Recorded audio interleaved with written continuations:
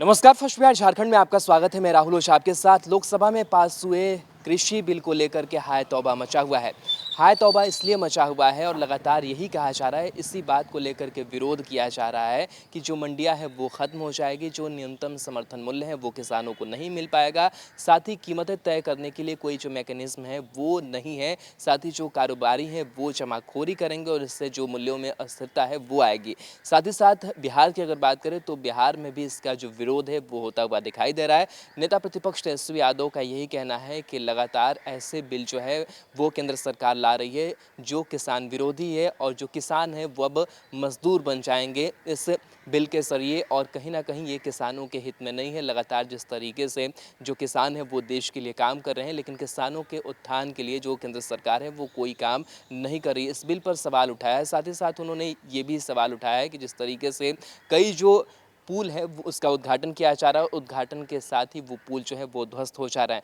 तो जो विकास के पुल हैं नीतीश कुमार के वो ध्वस्त हो जा रहे हैं। इस पर भी सवाल जो है वो खड़े किए हैं तेजस्वी यादव ने और उनसे सवाल एक बार फिर से पूछा है। क्या कुछ कहा है इन सारे मुद्दों को लेकर के, इस बयान में सुनते हैं। देखिए, हम शुरू से कहते रहे हैं कि एनडीए की जो सरकार है ये लोग किसान विरोधी हैं, ये लोग मजदूर विरोधी हैं, ये लोग गरीब विरोधी हैं। अब आप देख सकते हैं उन्हीं के अलायंस पार्टनर के जो मिनिस्टर थे उन्होंने रेजिग्नेशन दिया, तो आप समझ सकते हैं कि किस प्रकार से जो भी विरोधी कानून जो है ज़बरदस्ती जो है लोगों पे थोपना चाहते हैं। उस वजह से ये डिफरेंसेस तो उनके एनडीए में भी दिख रहा है कि ये कानून जो है पूरी तरीके से ये किसान विरोधी कानून है और लगातार जो है एक एक करके 3 विधेयक इन्होंने सामने लाने का काम किया है, जिसका लगातार जो है किसान को जो है इसका नुकसान होगा। और जब किसान का नुकसान होगा, क्योंकि कृषि प्रधान हमारा देश रहा है, तो जाहिर सी बात है कि पूरी तरीके से हमारे देश पे भी इसका असर पड़ेगा। और ये पूरी तरीके से बीजेपी की पार्टी जो है पूंजीपति पार्टी हो गई है, कॉरपोरेट्स की पार्टी हो गई है। इसमें ना किसान की सुनी जाती है, ना गरीब की सुनी जाती है, ना मजदूर की सुनी जाती है, ना युवा नौजवानों की सुनी जाती है। देश जो है आर्थिक मंदी से ऐसे भी गुजर रहा है। और आपने देखा होगा कि बीजेपी के जो उप मुख्यमंत्री हैं बिहार में, वो क्या कहते हैं? वो कहते हैं कि कभी चांद पे जाने की बात करते हैं।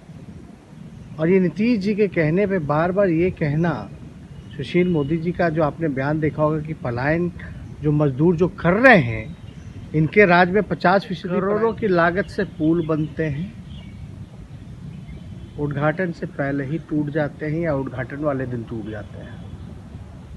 ये नीतीश कुमार जी का विकास है। आप बताइए, करोड़ों का पुल जो निर्माणाधीन है, अभी आनंद फानंद जो है उद्घाटन पर उद्घाटन कर रहे हैं, उद्घाटन पर उद्घाटन कर रहे हैं। आज मुख्यमंत्री जी आईएसबीटी का जो है उद्घाटन करने जा रहे हैं। मैं आपको बता दूं, उसका जो है आईएसबीटी का 40-45% ही केवल काम हुआ है। और ये 40-45% जो काम हुआ है, इसी पे ये उद्घाटन कर रहे हैं। तो ये लगातार पुलियों की घटनाएं, कितने तटबंध, कितने डैम, कितना बराज टूट गया, रोड कट गए, टूट गए, पुलियों की तो कोई संख्या नहीं है, महासेतु तक दे गए। इसलिए हम बार बार कहते हैं नीतीश कुमार जी भ्रष्टाचार के भीष्म पितामह हैं।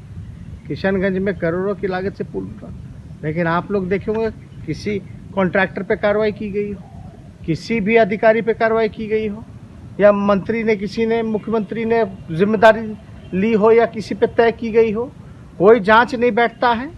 पूरी तरीके से भ्रष्टाचार, लूट में ये नीतीश कुमार जी लिप्त हो चुके हैं। सुशील कुमार मोदी जी गरीबों का मजाक उड़ा रहे हैं। जो बेचारे किसान, मजदूर या नौजवान जो पढ़ाई के लिए, चिकित्सा के लिए, एनडीए का अपने घर का मैटर है, हमको उस पर टिप्पा टिप्पणी नहीं करना है। लेकिन हाँ, ज़रूर हम सवाल उठा सकते हैं, जो विश्व की सबसे बड़ी पार्टी है और जो आत्मनिर्भर की बात करती है, पूरे देश को आत्मनिर्भर, पूरे बिहार को आत्मनिर्भर बनाने की बात करती है, वो बिहार में ही आत्मनिर्भर हो जाए पहले। नीतीश कुमार जी के पिछलग्गू बने हुए हैं और खुद तो आत्मनिर्भर नहीं हो रहे हैं, चले हैं पूरे देश को और पूरे बिहार को आत्मनिर्भर बना। ये लोग खाली भाषण के देना इनका काम है। इनको जनता का सेवा से कोई मतलब नहीं है। यही बिहार राज्य की कहा जाता कि बीजेपी के लोगों को बताना चाहिए ना कि 1 लाख सवा लाख करोड़ का पैकेज जो है, जो घोषणा किया गया था चुनाव में, वो कहाँ है। बिहार को विशेष राज्य का दर्जा क्यों नहीं मिला। पटना यूनिवर्सिटी छोड़िए, बिहार को विशेष राज्य का दर्जा तो दूर की बात है, लेकिन पटना विश्वविद्यालय को भी जो है अब तक जो है केंद्र यूनिवर्सिटी का दर्जा नहीं दिया गया। तो बिहार को तो ठगने का काम किया है। डबल इंजन की सिर्फ कहने के लिए, लेकिन वाकई में कहाँ ये स्टैंड करते हैं ये सब लोगों को पता है। एलजेपी के नेता क्या बयान देते हैं, क्या करते हैं, इस पे हमको कोई टिप्पा टिप्पणी नहीं करनी है। और इनके मीटिंग या इनके बैठक का कोई मतलब नहीं रह गया। अब ये अपना वैल्यू बढ़ाने के लिए करते हैं या वैल्यू घटाने के लिए करते हैं, इस पे हम जो है ज़्यादा कुछ हम टिप्पा टिप्पणी नहीं कर सकते। अब भविष्य खतरे में होगा इनका, नहीं होगा, उस पर क्या हम कहेंगे कि ज़्यादा से ज़्यादा सीटें लड़नी है, क्या करना है। इसमें तो हम उनको कोई सलाह दे नहीं सकते हैं कि क्या करना है। लेकिन लगातार जो है आप कोई फैसला लेते हो तो इम्प्लीमेंट किया जाता है। ये फैसला लेते हैं, फिर जो है फैसला किस रफ्तार से आगे बढ़ती है ये भी तो लोग देख रहे हैं। लोग जो हैं हर एक चीज़ों को पहचान रही है, जान रही है कि उनकी क्या स्ट्रैटेजी है या क्या है।